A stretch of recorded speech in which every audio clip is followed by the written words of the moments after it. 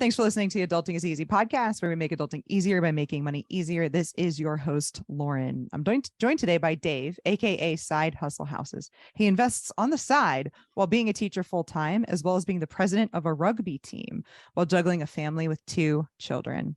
Dave's current portfolio consists of 5 rentals, mainly 2-bed houses in the English city of Wohstah. Well done. Thank you. He has a student rental as well as an apartment and talks about the pros and cons of each, especially on Twitter.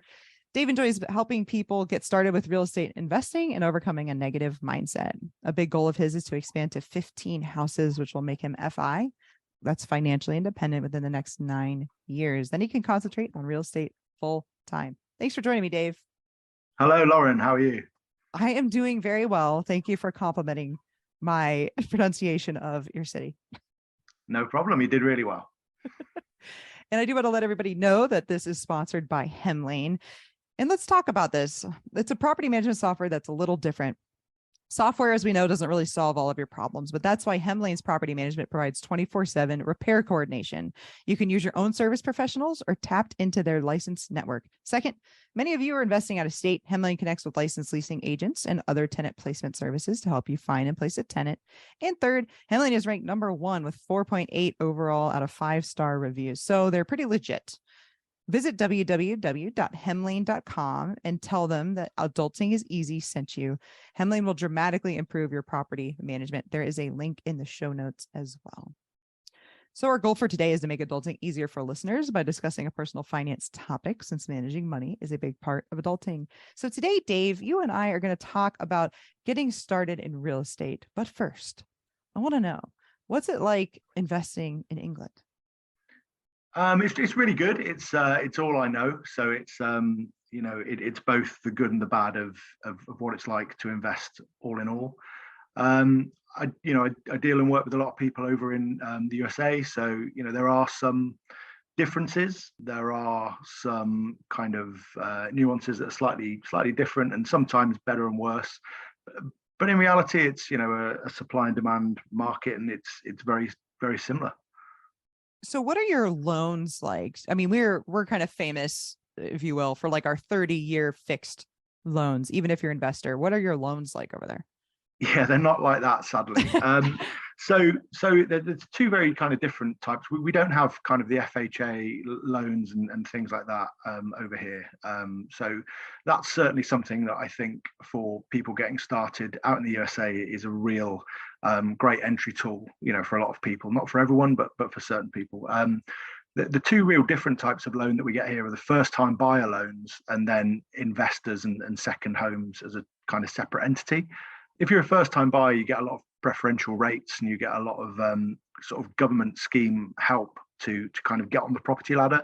It's not always the best rates, but it's usually a kind of lower point to entry. Whereas if you're an investor or you're buying a second home and kind of everything beyond that, you tend to have kind of a 20 to 25% deposit entry to get your mortgage, get your loan. And then you also have much shorter terms. We don't have anything really over a 10-year over here, and they are very rare. So the general 2 main ways in which terms that you can borrow money over here is a 2 or a 5-year mortgage. Wow. Okay. So most are 2 or 5 years. So that's interesting. That's a good point. So FHA loans you can basically put 3.5% down on a single family home, 2, 3, or 4 unit as well. You do have to live there, at least initially, in the United States. But that's interesting. So people that are listening that are in the US, they should be really thinking that they should be grateful, basically. It sounds like, Dave, to have that FHA option. Yeah, I think it just removes a lot of the barriers, and I've from speaking to people and working with people, I've got my opinions on if I was starting out in England again, or if I was starting out over in the USA. And for me, the kind of FHA route on a duplex or triplex would probably be the most solid way of getting into real estate investing. I totally agree. And a lot of people I speak to online, I'm a big Twitter user. The people that are really gaining momentum quite fast, and the people who have not, come from money, but they've really got stuck in. they seem to have used that to their advantage to kind of get the first duplex, usually working and moving and gaining a bit of momentum with that. Right. Because here in the US, when you move out, you don't refinance. You keep the loan that you had when you were there. Yeah, you can transfer a loan over here. It doesn't always come with, again, preferred terms, but it does, because you generally have to refinance your loan every sort of 2, 3, 5 years anyway. Sometimes it stretches to 7. You're quite constantly refinancing. That's so wild to think about. Yeah, and it's a probably quite a scary time for a lot of people doing that right now, because Right. I think that one of the great things, you'll hear through the chat we have, that I'm a big advocate for the retweet community, and everything you get from that, and just keeping your ears open. A year or so ago, it was, the drive was really to get your rates locked in, for the long term, when they were really great and they were really preferential, and a lot of people were saying that. I locked most of mine in at that time, but even the ones that I did, because our interest rates were very similar lows at that point. But even when I've locked them in on 5-year mortgages, which was about as good as I could get, it's still something I've got to revisit in sort of 3.5, 4 years time. So it's we're all crossing our fingers that rates become a bit more accessible by that time. That's a really good point. So in the US, we see these stats all the time that the majority of household wealth kind of comes from a primary residence. And there's this American dream that must be obnoxious to you guys, but the American dream of having the home and the 2 kids and the picket fence and all of that. Is there this idea over there in England that everybody do most people actually buy houses? Is that a goal, or is there maybe more renters than there would normally be over here? Yeah, I mean, it's really aligned quite well. I mean, I've spent a lot of time in my life over in the USA, and I'm a huge fan, and I really like it. But what most people realize quite quickly is that it's really similar. Like, we all kind of consume the same things, we all listen to the same people, and we all watch the same movies and things. And the kind of American dream is very, very similar to what the English dream would be, or the Scottish, Welsh, whatever. It is, people generally are driven to buy a house, and and the sort of society measures of success are very similar. So yeah, I would say over here the majority of people do own houses. It's getting more and more difficult to do, with house prices continuing to rise, and with the rates going up, and earnings not necessarily going up anywhere close to the same rate, with cost of living and things like that. But I would say that people who want to live a more kind of transient life, they want to move around more, still prefer renting the same as they would in the USA. But a goal for a lot of people would be to own their own home. Okay, so it does sound generally similar. Yeah. So really do you have like friends and family who are also real estate investors? I'm thinking about people I know here in the US in my real life, not my Twitter life only, but like my parents had a rental property for a long time. My grandma had a handful. My other grandma had a few. My husband's family has a couple. We have some friends that do. Like, is it kind of like that over there? Would you be familiar with, kind of some people in your real life that are also real estate investors? No, not at all. Actually, Oh. it's I'm completely the opposite. Yeah, nobody really in my social circle or family does this at all. It's very much kind of, I've sort of gone off on my own to do it. I've met people through kind of investor meetups and things like that, who kind of share my sort of interest and my sort of love for doing it. But it's not anything that is in my day to day. Only since starting the Twitter account, actually, of really most of my friends, or any of my friends, aware that it's what I'm doing. Interesting. Okay. So how did you get started then, if you didn't even know anybody around you that was doing it? I've always been interested in it. I played a lot of sports, and I've been involved in sports my whole life. And I wanted to really be a teacher, and a PE teacher, and play rugby as well. But aside from that, property, kind of real estate, has always been a big interest for me. And even before I even had a real ambition to do it, I was always really interested in it, and would always watch TV shows, and I would always, admire people that did well in it. So as I kind of got a bit older, I bought a house and kind of house hacked before I even knew what house hacking was by sort of moving some friends in with me, because I'd just finished university, and was kind of a new teacher. So I managed to get a deposit together and get a place. And I kind of, that opened my eyes a little bit to the fact that, you know, I could actually cover my mortgage. I could actually make a bit of money from it.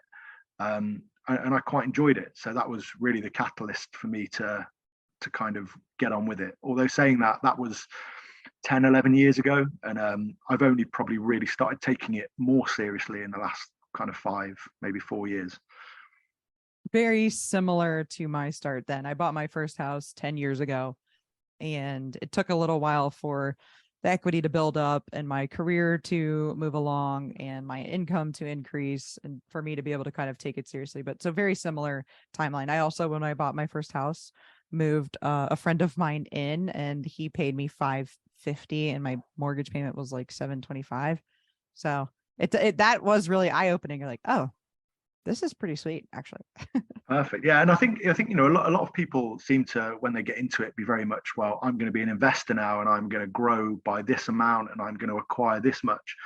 Whereas, you know, I'm 41 now, and in my, you know, 20s and you know, early 30s, I was really more about having extra money to travel and you know, do other things. It wasn't, you know, it wasn't my focus to, you know, get more income in order to buy more houses. So it's definitely been a shift in that sense. Maybe just as I've got a bit older, or maybe just my focus has changed. Right. Absolutely. So you bought your house about 10 years ago. Last 4 or 5 years is when you really got into it. How did you end up going from having the house and having roommates to actually buying an investment property for investing purposes only?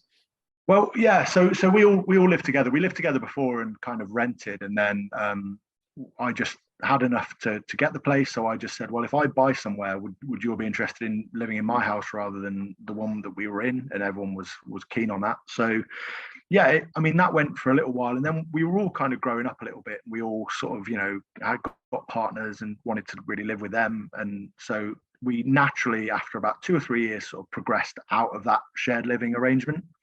When I bought the house, it was close to a university here in Worcester, which was always sort of kind of a back thought of mine, that it would make a really good student house because it had big bedrooms, it had a good sized lounge, had a nice like garden. So I always thought that could be kind of a natural progression for that, and that's kind of where that went, and that's been a student house ever since.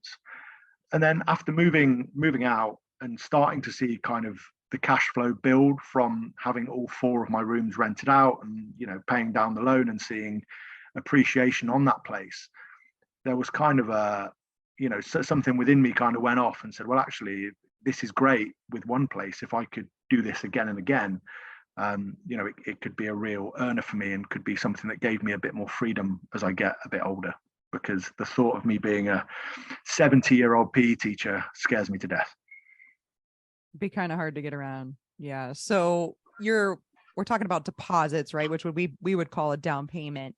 How are you getting those? I mean, you know, we don't have to go into this, but you know, in the US for sure, teachers are like the kind of like the poster child for don't make a lot of money. Now we all learn, we all learned a Millionaire Next Door that actually teachers have really good net worth because they're actually really good with money because they don't make a lot of it. So Yeah. are you just, as a PE teacher, just able to save up these deposits, or when you're doing these refinances every couple of years, can you take cash out? How are you saving up for these?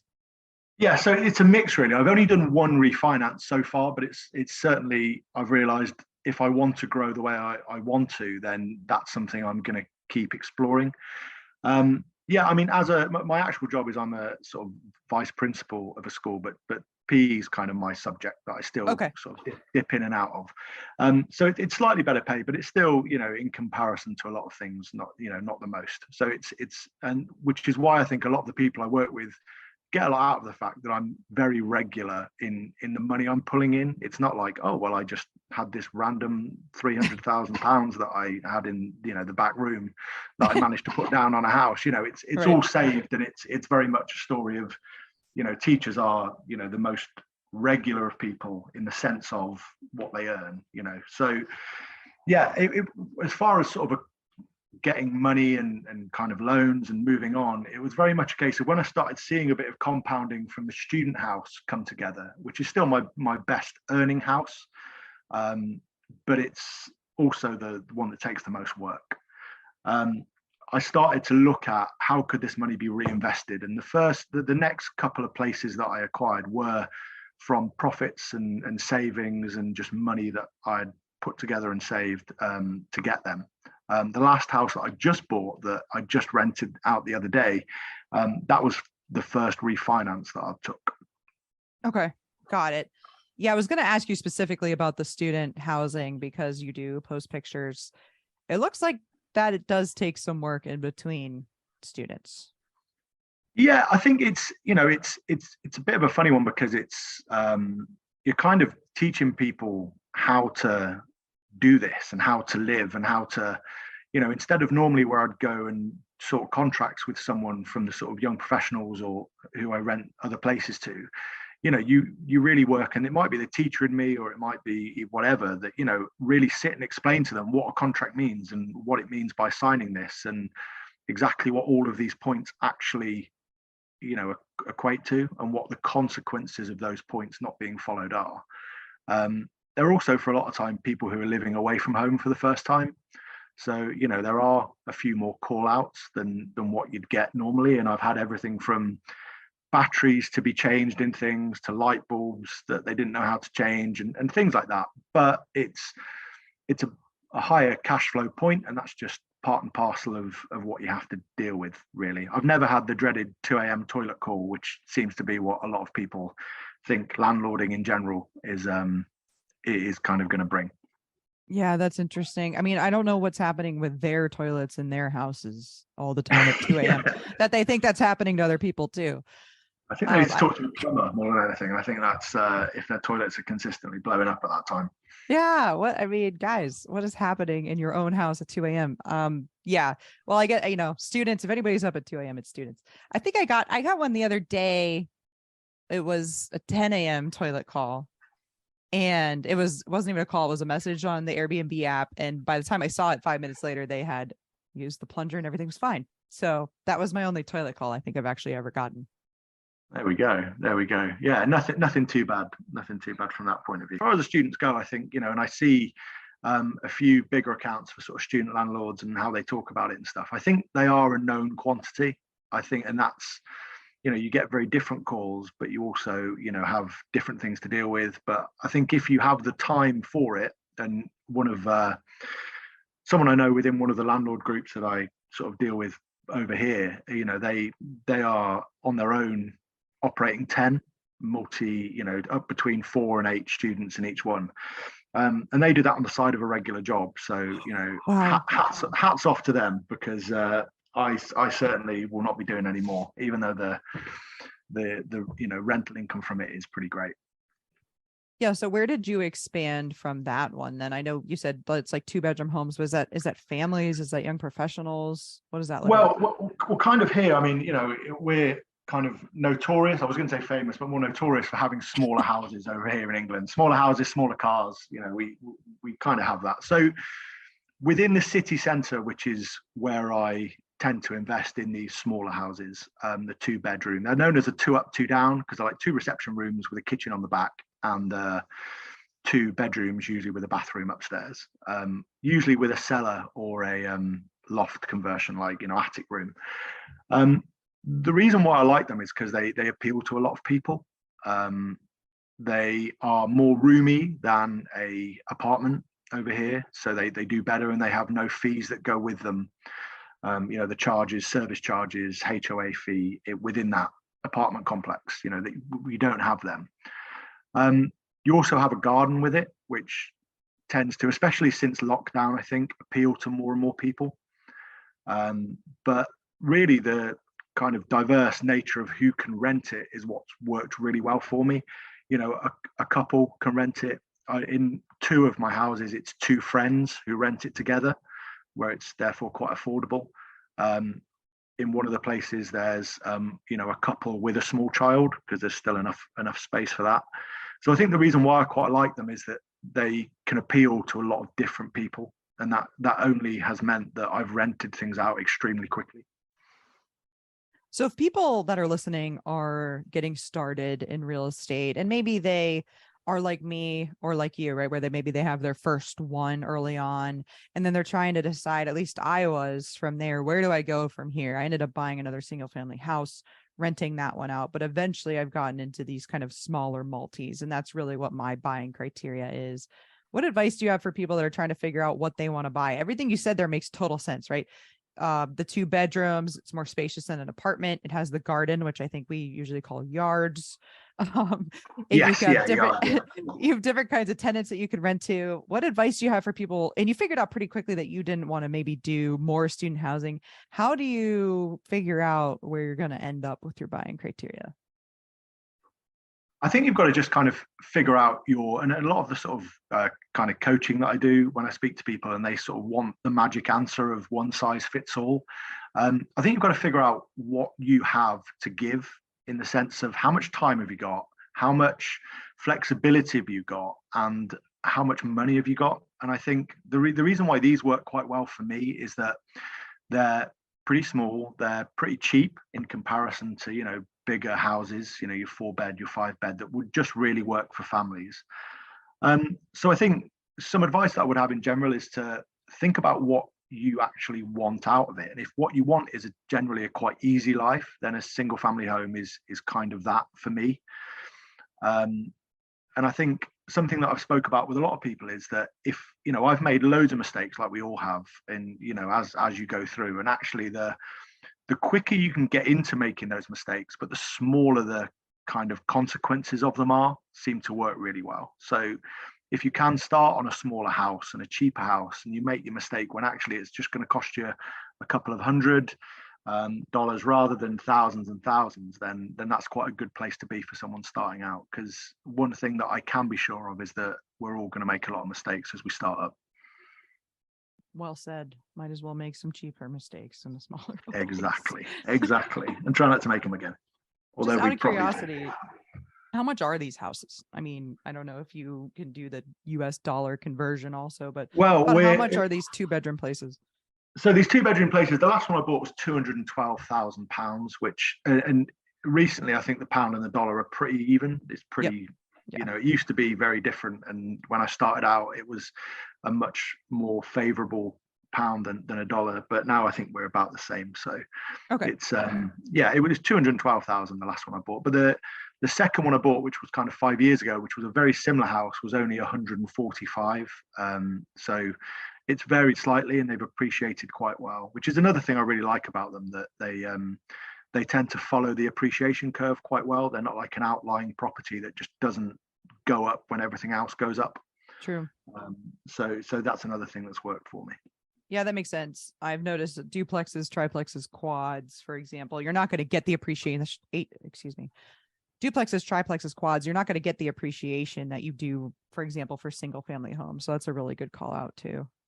No, but I mean, saying that, the all of those, the duplex, triplex, fourplex and above, they're not as common over here at all. Right. They're much harder to get. You can buy an apartment from within one quite easily, and I have one of those, but there's not. It's very rare that you see, and we call them flats over here. So it's anyone from England that's listening, apartment is a flat, but it's very rare that you would be able to buy a block or even a double. So it's they just don't come up very often at all. I'm sure they do some places, but they're not very common. So what's your favorite part of real estate investing? That's a really good question. I mean, I like the money. That's really good. If I could give loads of really, politically correct answers of, I just feel a warmth inside me. But I enjoy getting the money from it. But I like everything that I do. I try and put out a good product, and I do feel really good when I feel that everybody is getting a good deal from it. I feel that I've really earned the rental income that is coming in because I've given someone a really great home. I think recently, the community aspect of real estate has been something that I had no involvement in probably until 2 years ago. Like I started a Twitter account during lockdown, COVID lockdown, and that aspect has really impressed me, and I really enjoy. So yeah, I'd say all of those things are some of the best parts of doing it. I love that. And I totally agree. It's so nice to find sort of your tribe and people that talk the talk like you do. Absolutely. And Twitter's been great for that. It's just amazing. You and I we would never be talking without Twitter, right? No, absolutely, absolutely. And I was so casual with it at first. I'd never even used Twitter like before, probably 2.5 years ago, 2 years ago maybe. And I certainly wasn't planning on using it to do anything about real estate or houses or anything like that at all. But I just, like you said, I spoke to so many different people and randomly connected with some really big accounts, really by just me being ignorant enough that I had no idea that followers were even a thing, really. There's one, the sweaty startup, Nick Huber. He was one of the first people I sort of followed and then randomly got followed back on with like 5 followers or something, which was really great from his side of things. But it was I didn't have a clue what a follow account was or anything like that. But he was someone who straight away just gave me the time of day of saying, "Oh, have you looked at this? Have you looked at this?" And it really is. Like I said, in my real life, my day-to-day life, I deal with teachers, I deal with rugby players, I deal with loads of other sort of subsets of people, but not landlords and not people who are interested in this. Whereas I can kind of log on to that, and it's very much, although as we've said, people from all over the world and all over very different backgrounds, there's a very common interest and a real common drive amongst each other, which I certainly credit the kind of acceleration in my investing in the last couple of years too. Absolutely. I totally agree. So when you're going to put down like say 20%, 25%, or even let's say we're in the US and it's 3.5%, but that's all you've been able to save, it can be kind of scary. So what advice do you have for people to kind of get up some courage and take the leap on their first property or their next one? I think you can get a lot of courage from other people. And I think something that I've said quite a lot is, really work to educate yourself because it's free. Like I know there are courses out there and there's a lot of different ways in which you can go through paid communities and you can go through paid mentoring and things like that, which are all really worthwhile. And most of them are probably pretty worthwhile, but there's ways in which you can pay money to really up your game and really help you out. But there's also an awful lot of free information out there. So I think the big thing is really get educated and just, for me, I operate in a real condensed area, but I'm really good at that area and I know exactly what the purchase price should be. I know comps pretty much without having to trawl through. So I think, educate yourself and just get confidence from people around you that, I get a lot of confidence from a lot of people on Retweet who are at kind of that 15, 20, 30 house level, because they're still doing it and they're still going out there and they're still investing and they're still finding the positives within it. And then I think the final thing is just go for it. I think the hardest step is kind of the last step, and that's kind of the barrier to a lot of people. And I think a lot of people think it's kind of a grown-ups game and it's kind of something that, oh well, I can't just go around buying houses, and because I was always told to buy a house, and to live in that house, and that's the way things go. But I think if you educate yourself, you immerse yourself in amongst people that are who you want to be and be like as far as investing goes, and then finally just jump in and take action. I think you can't go a great deal wrong. That's perfect. Is there anything else you want to add, Dave, before we wrap up?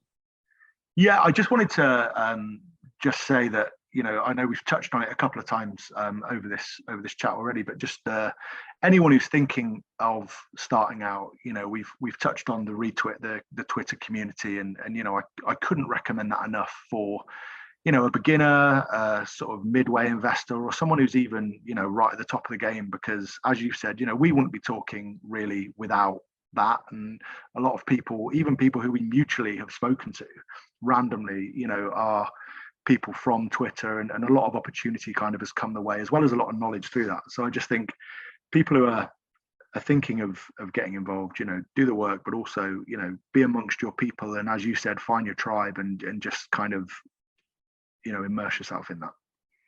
So is Twitter the best way to get in touch with you? Yeah, I think so. It's so Side Hustle Houses is the handle. So if you just either drop me a message if you want to know anything in particular or want to connect, or just sort of follow along. I'm on there most days, sort of for a certain amount of time. Nice. Yep. I am on Twitter at Adulting is Easy. That's, of course, how we met. I'm on YouTube at Adulting is Easy. I'm on Instagram at Adulting is Easy Real. Yes. My website is realadultingiseasy.com. That is my email as well. Realadultingiseasy@gmail.com. Thanks again for listening, everybody. Hopefully, Dave and I have made adulting a little easier for you.